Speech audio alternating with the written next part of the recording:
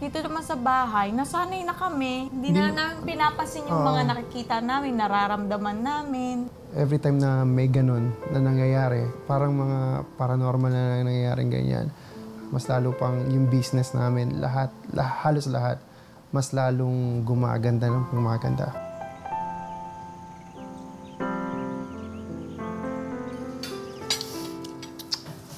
Sweetheart, sigurado ka ba na hindi ka na natatakot sa bahay na to? Natatakot pa rin. Pero nandyan ka naman Ma'am, ang naiisip naman po namin, siguro po yung mga multo, sila po ang nagbibigay ng swerte dito sa bahay na to. Ay, oo nga, ma'am. Hindi tulad yung nakakatakot, diba? Yung nakakatakot yung chimes noon. Pero alam niyo, ako naniniwala ako na ang totoong nagdadala ng swerte sa bahay na to, walang iba kundi ang Ma'am Joanna. Oh. Sus, alam mo, ikaw bulero ka na naman eh. Bakit? Alam mo, totoong swerte. Ikaw.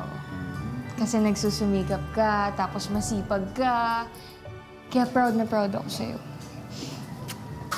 Ang wagas na pag-ibig ay kahit anong pinagdaanan namin, andito pa rin kami sa isa't isa.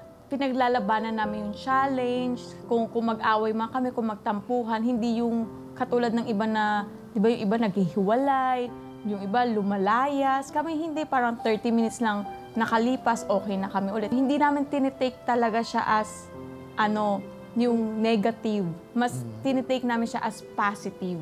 Ang wagas na pag-ibig para po sa akin, para musika, na hindi namamatay. Kahit anong klase pang musika yan, basta marinig mo, gusto ko lagi yung inaano yung puso mo. Parang, basta ganun sa akin, wagas na pag-ibig. O siya, kumain na tayo. Saluhan niyo na kami. Oo nga, upo na kayo dito. Sir, ma'am, pwede kami sumano sa inyo? Oo naman. Tama ka ako. Bakit naman hindi?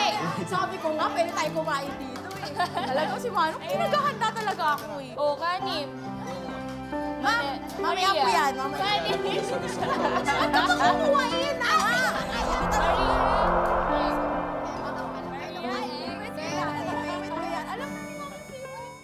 Ako po si Joanna Duran. At ako po si Ace Capistrano.